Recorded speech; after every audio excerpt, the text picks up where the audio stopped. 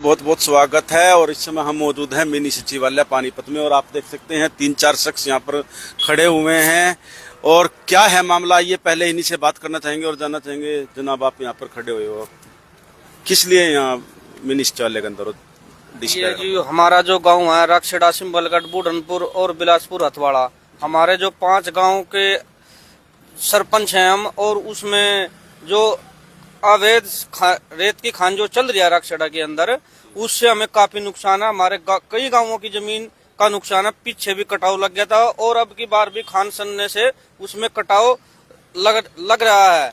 और इसमें हमारे गांव को भी उठने का खतरा है। हम ये चाहते हैं, हमने डीसी साहब को भी कहा, उन्होंने हमें आश्वासन दिया कि भी इसको रोक दिया जाएगा। हम खनन मंत्री जी से भी मिले, उन्होंने भी हमें ये आश्वासन दिया। हम ये चाहते हैं कि इस खान को रोक दिया जाए और हमारे गांव को बचा लिया जाए। हम इसके बारे में सीएम साहब से भी मिलेंगे और उनसे गुहार लगाएंगे कि हमें हमारे गांव को बचाने की कोशिश करें। आपका परिचय और दीजिए। मैं सरपंच सतीश कुमार, गांव सिंबलगढ़ से। अच्छा, आप बता रहे 5 गाँव का मामला है। आज आप मिनी सचिवालय में आए, यहाँ किस लिए आए? हम डीसी साहब के उसके लिए आए थे। अपनी जो है ना, अपनी गुहार लगाई थी, हमने एप्लीकेशन दी थी, उन्होंने हमें आश्वासन दिया है कि भाई इसको रोक दिया जाएगा। एक बार नाम बोलो। मैं सरपंच सिंबलगढ़ सतीश कुमार। तो देख सकते हैं सतीश कुमार सरपंच है सिंबलगढ़ गांव के और यहाँ पर और लोग भी मौजूद हैं।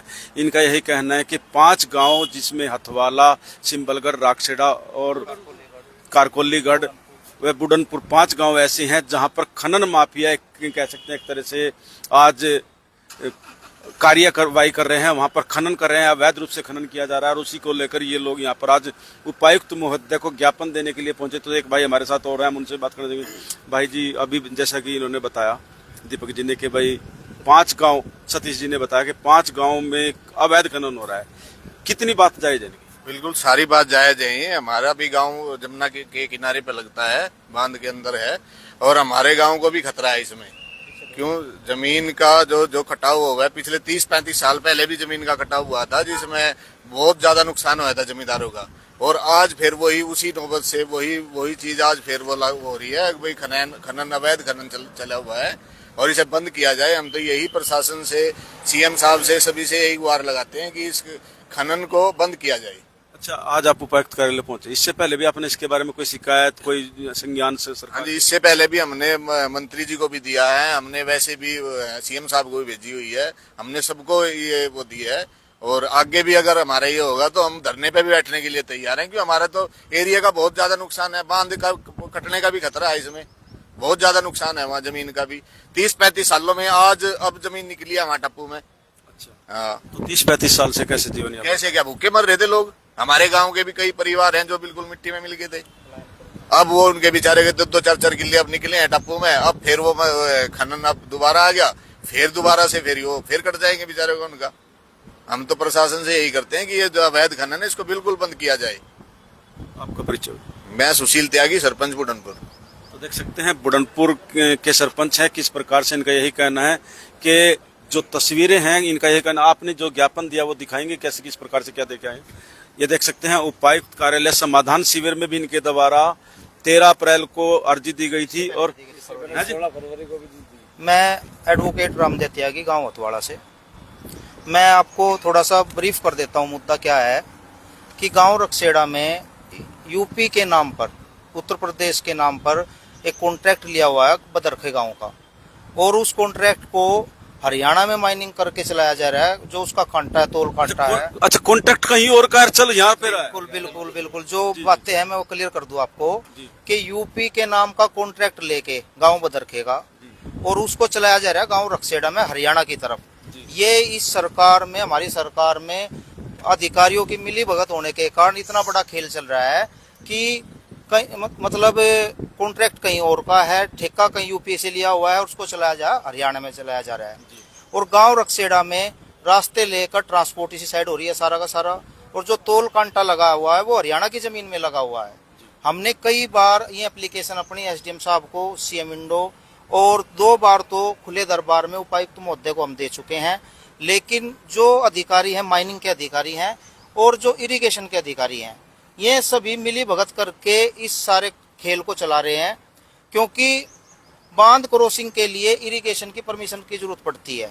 मैं आपके चैनल के माध्यम से यह बताना चाहता हूँ, आप एसडीओ जो इरिगेशन है या इरिगेशन के और भी अधिकारी हैं, अगर आज तक की डेट में भी अगर कोई परमिशन दिखा दे कि बांध क्रॉसिंग की इरिगेशन की ये परमिशन है और हम इस वजह से ये खान चला रहे हैं, तो आप उनसे पूछ लेना कि आपने कोई परमिशन दी है कि नहीं दी है। बिना परमिशन के इतना बड़ा खेल चल रहा है। और दूसरी बात, एनजीटी के सख्त आदेश हैं कि यमुना नदी के बहाव में अंदर खनन नहीं हो सकता।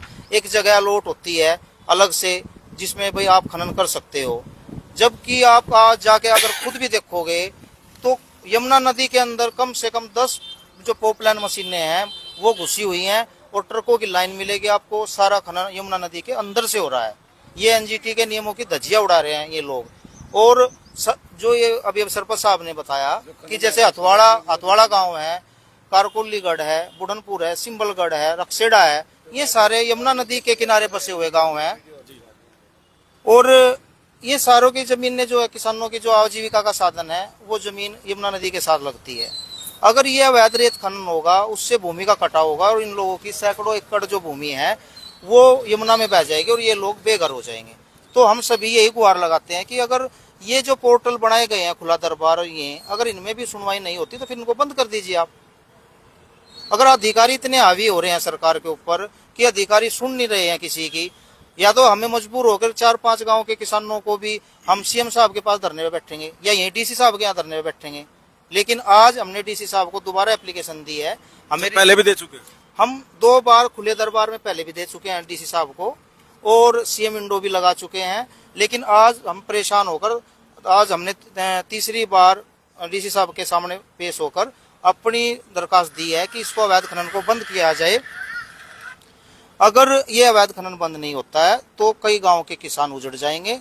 और लेकिन डीसी साहब ने हमें जो है आश्वासन दिया है कि मैं इसे जल्दी ही बंद कराता हूं और हमें पॉजिटिव मतलब डीसी साहब का रुख मिला है अपनी तरफ। अच्छा, कितने समय से आप लोग ये इस पे कार्यवाही कर रहे हैं और कब से ये खनन चल रहा है?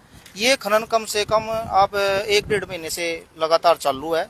और अगर आप अधिकारियों का, माइनिंग वालों का, इरिगेशन का रुख जानना चाहोगे तो आप उनसे पूछना कि आज तक 1-1.5 महीने से अगर इरिगेशन की कोई परमिशन है तो वो हमें दिखा दीजिए। आपने किस अधिकार के तहत और अवैध रेत खनन करने वालों को बंदा क्रॉसिंग की इरिगेशन की परमिशन दी है और माइनिंग ने किस अधिकार से दी है? उनको माइनिंग के अधिकारी भी मिले हुए हैं और इरिगेशन के अधिकारी भी मिले हुए हैं।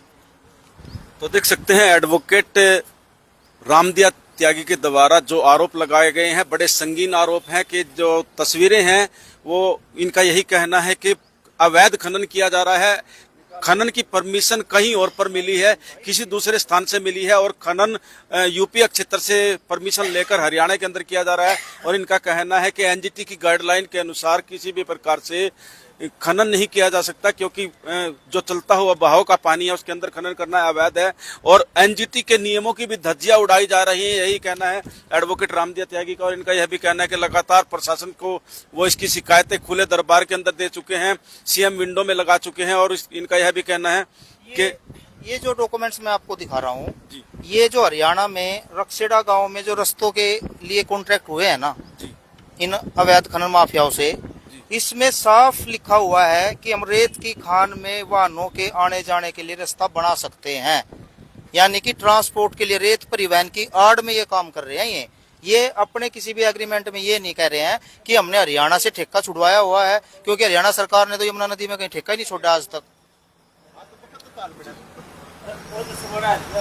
तो देख सकते हैं किस प्रकार से अवैध रूप से जो तस्वीरें हैं उनके, इनका बताना है, कहना है कि इनके द्वारा जो खनन माफिया उनके द्वारा रास्ते बनाया जाता है, जबकि यहाँ पर परमिशन भी नहीं है और प्रशासन की मिली भगत का भी यहाँ पर आरोप लगाया जा रहा है। इरिगेशन विभाग व खनन विभाग के द्वारा इस प्रकार की कार्यवाही की गई है। तो एक भाई हमारे साथ हो रहे हैं। भाई जी, लगातार शिकायत की जा रही है और उसके बावजूद अभी तक समाधान नहीं हुआ।